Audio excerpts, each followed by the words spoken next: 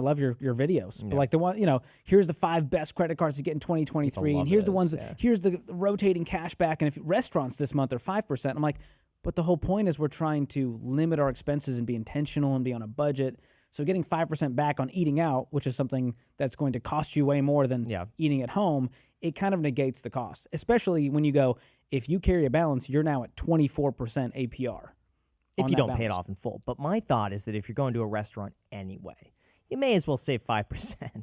So if you're going to do it anyway. Which, again, like very controversial take from Dave is you shouldn't be eating out if you're trying to aggressively pay off consumer debt. Yeah. Like, and as someone who, we're both pretty frugal guys, like it is unwise to go out and spend $30-$40 on, we went out and it was like, there's a 20% gratuity automatic. There's a 15% liquor tax on top of the tax if you got a cocktail. Or you just don't drink. Exactly. There's another life hack. And so all of a sudden you go, there's no way this is cheaper than eating at home. And so the whole idea of like eating at home, and I get people are like, well, your time, I saw the Alex Hormozy clip where he's like, you should never eat at home. You're an idiot if you eat at home. You should always be eating out. Like your time is worth so much more. I'm like, for most people, their time isn't worth that much more. Like he's talking to he's making millions of dollars. Yeah. Right? Most people watching this, they're making $14 an hour going, Hormozy told me I should never eat at home. I'm losing money. Yeah. And so there's a lot of debate in that circle as well. But on the credit card side, I just don't miss it. I mean, I legitimately, you've seen my wallet. Yeah. It's just the Apple wallet, and I have one card. What's in your wallet right now? I just have I have my bank card and my license. That is it. You can see here. I'm not going to show you the card number. Yeah, sure. Yeah. But there's my license and my debit card, and you can see it says debit. That's true. Verify. I feel like a magician being like, is this your card? But that's it. And it's been such a freeing life because I used to have, multiple cards. Which one should I use? What's going to be the best for cash back? And the mental energy I was spending and then going, am I utilizing the rewards to their full potential? And we talked about this the other night about like, what is the actual dollar value you can assign? And for people who are making crazy money and they've got the fanciest Amex cards, like you're utilizing all the value because you are super intentional. For most people, they're collecting the airline miles and they're like, I don't know how many miles this is because it's not actual air miles. If you have 40,000 miles, you're like, that feels like a lot. That'll get you to Boise one way if you're lucky from Nashville. And so a lot of people aren't doing the math on what these rewards are actually costing them and if it's actually worth it. Yeah. I think we added up mine. I was guessing about $2,500 a year. Does that include the annual fees? Is that taken out of that? Because like the Amex ones have some high annual fees. I believe that's including the annual fees. And so I was like, could I show Graham how to save $2,000 in a year just by budgeting and being super intentional with expenses? I think I could. It'd be a fun experiment if anyone out there is willing to try it. Well, also you have to think for $2,500, if you spent that time that you were studying like all the rotating fees and everything. I don't study. It's just he like, doesn't study. He skipped there's that part. Nothing to study on this. It's just like, well, for most people's cards, most people's reward cards, Yeah. it's a different scenario versus what you're doing. And so for most people, and also their income, when you look at the income ratio to the rewards they're getting, it's just not worth it. 2% cash back. Let's say that's the number. And you make $50,000.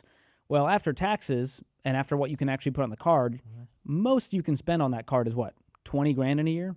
Depends on the card, yeah. So let's say 2% on 20 grand. Is it worth it for $400? Well, I mean, it's play that for game? A free credit card. Like the Citi Double Cash is that example. It's just 2% cash back on anything you spend money on. So from my perspective, everything is 2% cheaper. Assuming, but you don't spend money. Off. How does this work? Well, I'm going to spend money on something, right? Sure. So it's like if I could get 2% cash back on everything, then it adds up.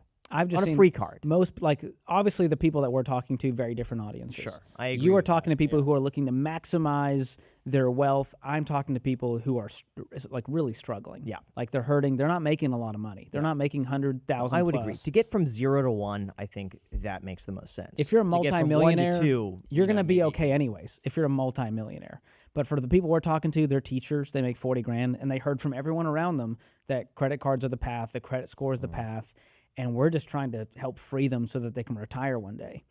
Then it just goes like, what is in my way that could stop me from doing that? Yeah. And the risk of 24% APR is not worth the reward of 2%. So I saw a great reaction. I believe it was you and Ken who did this one. The person who was having a wedding, and they said, here's a life hack. You can put all of your expenses on the credit card, and now we got a free trip. and we got our honeymoon paid for with credit card points. I'm looking at that and I'm thinking that's fantastic. That's a great choice, because if the budget is, let's say, $20,000, you can open up 3 to 4 credit cards, get the sign-up bonus on all of them. That's a free trip, free airfare, free hotel. You know what's more expensive? The marriage counseling. When you start your marriage off with $60,000 in credit card debt at 24% But let's just assume, okay, $60,000. I don't know if that was the exact amount that they were spending. You could probably do that on $10,000 to $15,000. Get a totally free honeymoon paid for just by opening up the cards, getting the sign-up bonus. Let's say $15,000.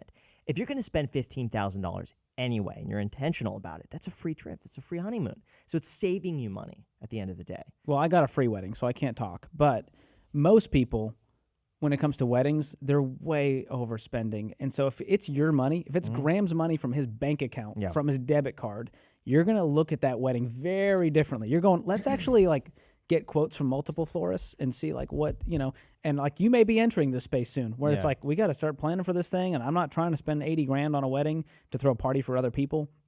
And so it changes how you make decisions when you use your own money. And that's honestly the biggest reason I advocate for debit cards over credit cards, because mentally, it's different. When it's coming out of your bank instantly, you treat that differently than, well, I'll pay this off at the end of the month in bulk. I think we're getting very nuanced here. Graham's trying to pull up specific examples and numbers and everything, exactly why it's better.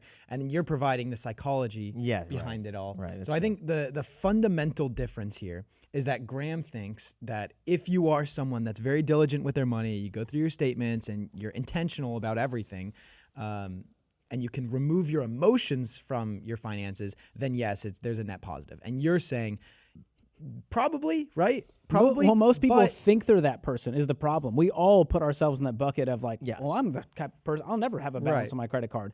And we're $987 billion in credit card debt as a nation. Average credit card debt, $6,000 a person. And so I'm everyone started that journey going, well, yeah, I'm not going to be that guy. And all of a sudden you're that guy at 24% interest, and you're calling our show and you're like, I'm $130,000 in credit card debt at 22% interest. Well, I feel like a lot of those are people who spent money they didn't have to begin with. If I have $5,000 in my savings account, but no, I think a lot of people just put the money in the card expecting I could make the minimum payment. It's not going to be that bad. I'll think about it from a year from now. I think very few people see I have $5,000 in savings. I'm going to spend $2,000 anyway. I'm going to put it on the card and pay it off immediately. I have a feeling a lot of people say I have $1,000 in cash. I have a $5,000 thing I'm going to spend money on. Let me just put it on the card and pay it off later. I'll say this. I don't think I would be a net worth millionaire today if I still had my credit cards. I think using a debit card changed my mentality, and it changed my goals to where it caused me to spend way more intentionally, be on a budget, and win more when it comes to money and speed up that process. Can you admit, if you have technically on paper somebody who can do every single thing right and play the game, they would be better off financially using credit? They can benefit from it, and that's true. I'm not saying that there's people out there who, people who have become millionaires and they don't have debt and they have emergency funds who they can use credit cards and pay them off every month, and they're going to be fine. I'm not mad at anyone who uses credit cards. I'll be friends with you all day long. But the data is too clear to me, and not just the data, but the reality of it, because we take the brunt of people who are struggling, that everyone has the mentality that they're not going to be that guy, but then life hits and they become that guy. And so, the credit card rewards, I just looked into Capital One's financial statements for 2022, because another angle on this is who is paying for the rewards. And a lot of people are like, well, the interchange fees, when you go you spend money, it's, 3% is charged to the business, and that gets passed on in rewards. I looked at the numbers, and Capital One's revenue, over $15 billion came from interest, which is people who couldn't pay the balance, interest and fees. Only about $6 billion came from the other revenue through interchange fees. And so about 2/3 of the rewards mathematically is paid for by people who are hurting and struggling and paying interest. And so you're not a bad person if you reap the rewards, but for me personally, it just feels icky to me. I don't want to support a system that operates in that way. I think also there's a little level of confirmation bias between you two because just the people you surround yourself by, everyone that calls in has basically been demolished by credit and everything. But Graham and I, on the other hand, like the people that we associate with, a lot of the people we discuss, because it's just a part of our circle, you know, like they've done it extremely well and it's benefited them a ton. So I think there's also just a difference in culture and the people that we're absolutely. around. Yeah. I mean, you're speaking to this percent of people who are like the uber finance nerds. We are talking to like every American, all walks of life. You come to us, we're going to help you. And that's the thing is like our plan works for everyone. It may not be the fastest as far as like, could you go win the lottery tomorrow and could you get really good at playing stocks?